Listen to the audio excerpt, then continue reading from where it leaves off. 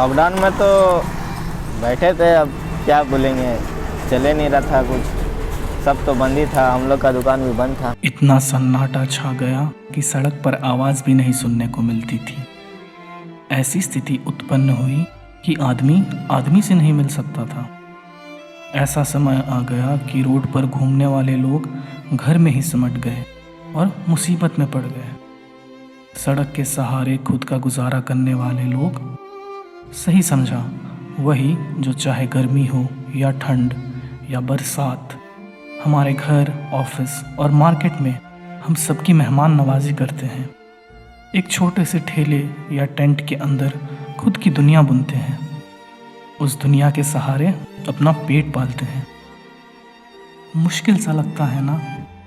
इनकी जिंदगी ही चुनौतियों से भरी पड़ी है।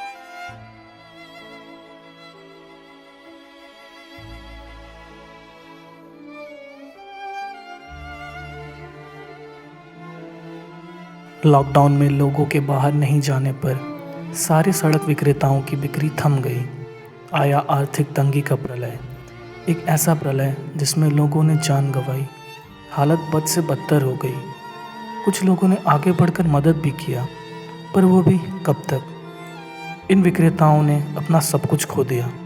जो बच गए उन पर उधार का बोझ बन गया।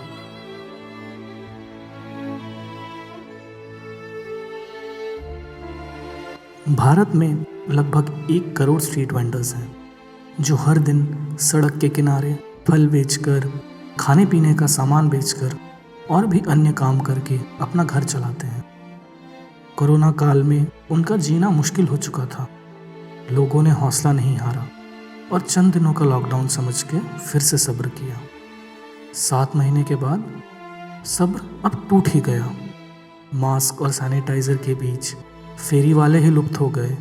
जो कल भीड़ की वजह थे, आज कहाँ खो गए। अपना पेट पालना इतना मुश्किल हो गया कि हर काम करने को तैयार हो गए। सब्जी बेचने से लेकर डिलीवरी वाला बनना, हर काम में कारगर हो गए। बेटी की पढ़ाई और घर का कर्ज, अनगिनत खर्च और हालात तंग। क्या करें, कुछ आए नहीं समझ। कोरोना काल का यही है सच।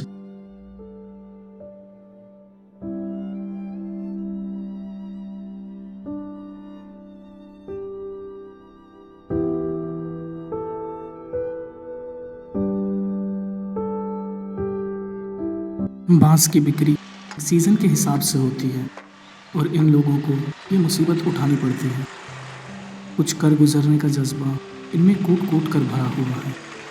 हमने देखा एक लड़का अपने पिता की जगह लेकर परिवार की जिम्मेदारियां उठा रहा है, दुकान संभाल रहा है और खुद की पढ़ाई भी कर रहा है। ऑनलाइन के लिए तो दिक्कत हुआ, अब रिचार्ज तो एक ही में करते थे, अब 2 मोबाइल चलता था, हॉटस्पॉट।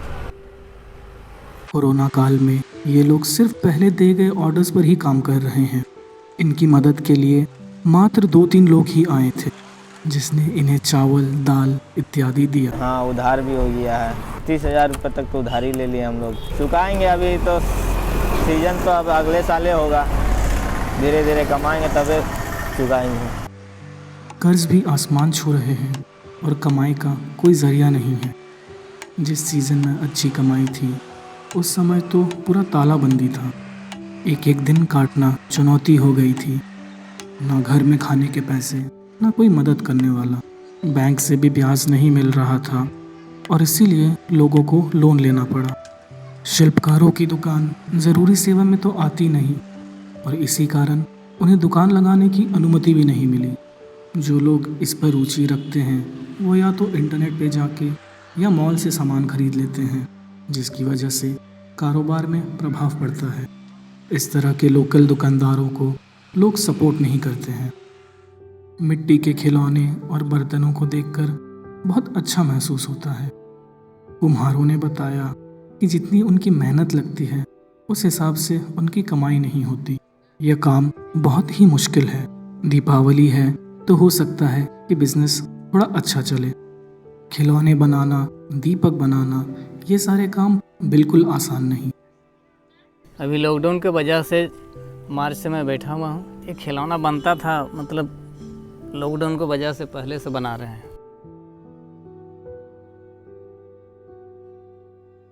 क्या कमाई बताएं, एक दुकान का भाड़ा 3 दिन का 5,000 रुपये लेता है।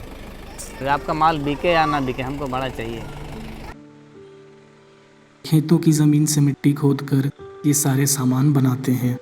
उनकी शिकायत लोगों से थी कि लोग हमेशा आते और कुछ नहीं खरीदते। उन्हें 2 वक्त की रोटी मिलना भी मुश्किल हो जाता है।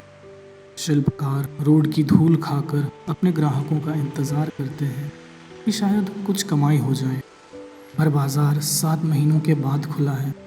इसे जमने में काफ़ी वक्त लग जाएगा। कुम्हार कहते हैं कि उनका काम बहुत वक्त लेता है और कमाई उतनी कुछ खास नहीं होती। ये अपना काम नहीं छोड़ पाते क्योंकि ठेकेदारी का काम करना भी मुश्किल है। अब कहीं काम नहीं मिल पा रहा है। जितने भी लोग कुम्हार का काम करते थे, अब उन्हें कुछ और काम करना पड़ रहा है।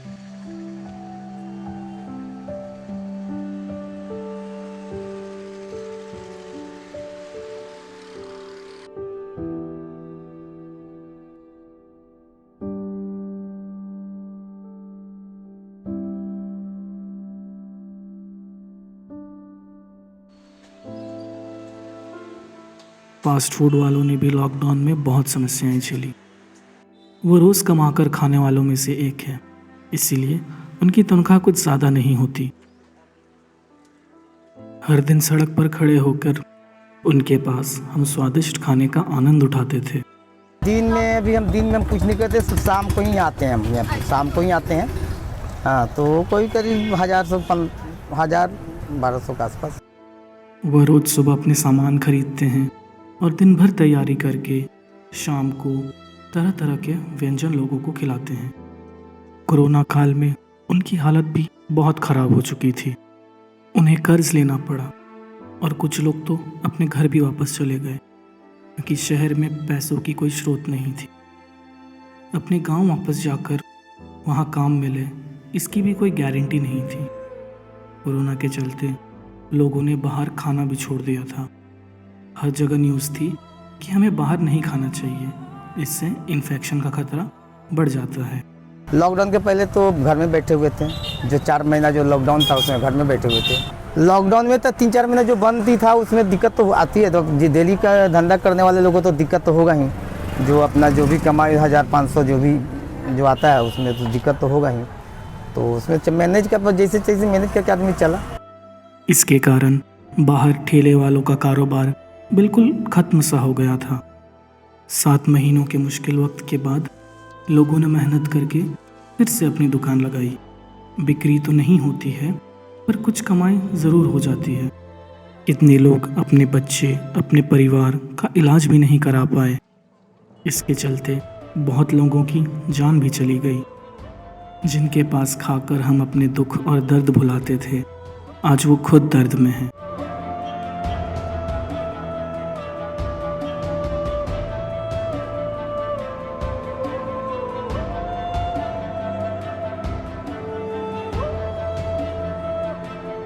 अभी कमाई नहीं हो रही बेटा। अभी लॉकडाउन के बाद से जो बैठे हैं ना, उतना ज़्यादा कमाई नहीं हो रहा, एकदम नहीं हो रहा। माने ज़बरदस्ती उसमें से 1-2 रुपया 100-200 काट को घर में देना पड़ता हमको, और किसी का कर्ज नहीं दे पा रहे हैं। राशन कार्ड कोरोना काल में एक सहारा था। फल विक्रेताओं का लॉकडाउन कुछ इस तरह ही बीता। उनके ग्राहक बहुत ही मददगार थे, जिनके कारण उनका बिजनेस लॉकडाउन के बाद थोड़ा बहुत चल रहा था। बिक्री भी 1/3 घट गई थी।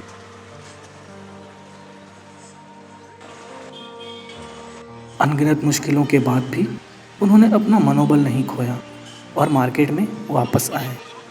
जैसा कि हम जानते हैं कि फल और सब्जियों का कारोबार बंद नहीं हुआ और नुकसान बहुत हुआ। उन्हें भी लोगों से कर्ज लेना पड़ा। बहुत ज़्यादा कर्जा हो गया। एक जन से 20,000 लिया, फिर एक जन से भाड़ा दिया 20,000 लेको 5,000 करके घर का भाड़ा, 5,000 भाड़ा है घर का, तो 20,000 दिया तो 4 महीना का भाड़ा दिया। फिर एक जन से सामान बंधक कर को तब जाको उससे 20,000 लिए। तो फिर अभी चावल का बोरा वोरा रखें, बच्चे लोग थोड़ा बहुत खाएं। 15 से 20 लोगों का परिवार का खर्च मामूली बात नहीं। हर दिन इंतज़ार किया, कोई सरकारी व्यवस्था इन तक पहुँचे। उनकी जमा राशि खत्म हो गई। क्या करिए, मजबूरी का नाम था, कभी नहीं बनता था, नहीं खाते थे 10 दिन कम से कम।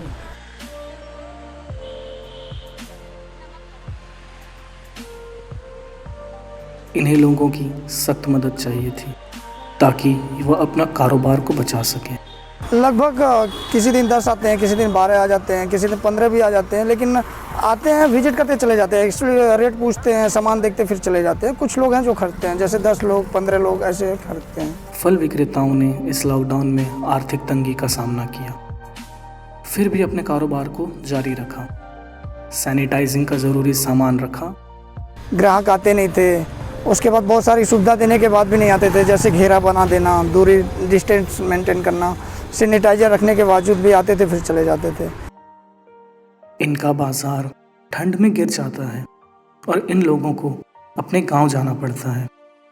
कोरोना जैसी घातक समस्या के बावजूद फल वालों ने हमारी बहुत मदद की। जिस वक्त हम घर से बाहर नहीं निकल सकते थे, उस समय हमारे घरों तक सब्जी और फल पहुंचाए।